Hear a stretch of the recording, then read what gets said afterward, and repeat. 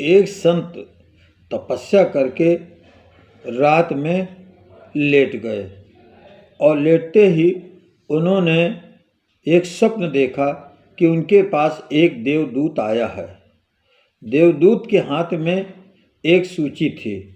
उसने कहा, ये उन लोगों की सूची है जो प्रभु से प्रेम करते हैं।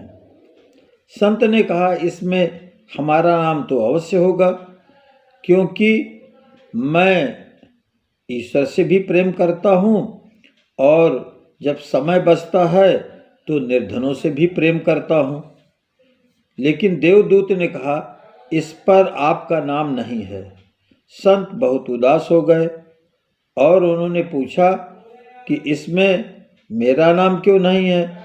मैं ईश्वर से ही नहीं प्रेम करता, बल्कि दीन दुखियों से भी प्रेम करता हूँ।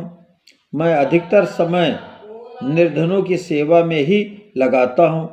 इसके बाद जो समय बचता है मैं ईश्वर पर ध्यान देता हूँ। दिन में स्वप्न को याद करके वो संत बहुत ही उदास थे। एक शिष्य ने गुरु जी से उनकी उदासी का कारण पूछा तो संत ने रात के स्वप्न को बताया और कहा, लगता है सेवा करने में कोई कमी रह गई है। दूसरे दिन संत फिर लेट गए और वही स्वप्न में देवदूत पुनः आ गया। फिर इसके बाद में उसके हाथ में सूची थी। संत ने बड़ी बेरुखी से कहा कि अब तुम मेरे पास क्यों आए हो? जब इसमें मेरा नाम नहीं है तो तुम मेरे पास क्यों आए हो? मुझे प्रभु से कुछ भी नहीं चाहिए। देवदूत ने कहा, आपको प्रभु से कुछ नहीं चाहिए, लेकिन प्रभु तो आप पर ही विश्वास करते हैं। इस बार मेरे पास दूसरी सूची है। संत ने कहा, उनके पास जाओ जिनके नाम इस सूची में है, और आप मेरे पास क्यों आए हो? तो देवदूत ने कहा, इस सूची में आपका नाम सबसे ऊपर है।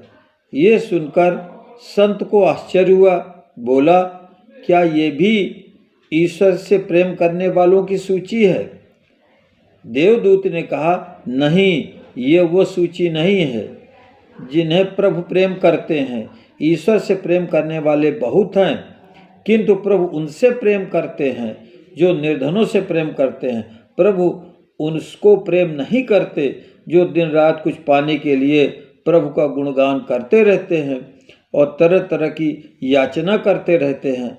ऐसे याचकों से भगवान अपनी दूरी बनाते हैं और सच्चे अर्थों में ईश्वर उन्हीं से प्रेम करते हैं जो दीन दुखियों, निर्धनों, अपाहिजों की सेवा करते हैं। अतः आपको इस कहानी से यह शिक्षा मिलती है कि आप ईश्वर से ही प्रेम न करें, बल्कि आप दैन्य दुखियों, निर्धनों की भी सेवा करते रहें। यही सबसे बड़ी सच्ची सेवा है। तो धन्यवाद।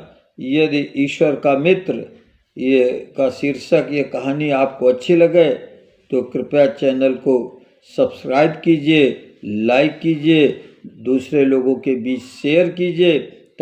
अंत में कहना है कि दीन सबन को लखत है, दीनहि लखै न कोय, जो रहीम दीनहि लखै, दीन बंधु सम होय। और दूसरा है कि न वो मंदिर में है, न वो मस्जिद में है, न वो गुरुद्वारे में है, वो पराई पीर वाली आँख के तारे में है। आप किसी शोषित, पीड़ित, दैन्य, असहाय व्यक्तियों की यदि मदद करते हो तो ईश्वर आपसे प्रेम अवश्य करते हैं। तो बहुत बहुत धन्यवाद। जय हिंद, जय भारत।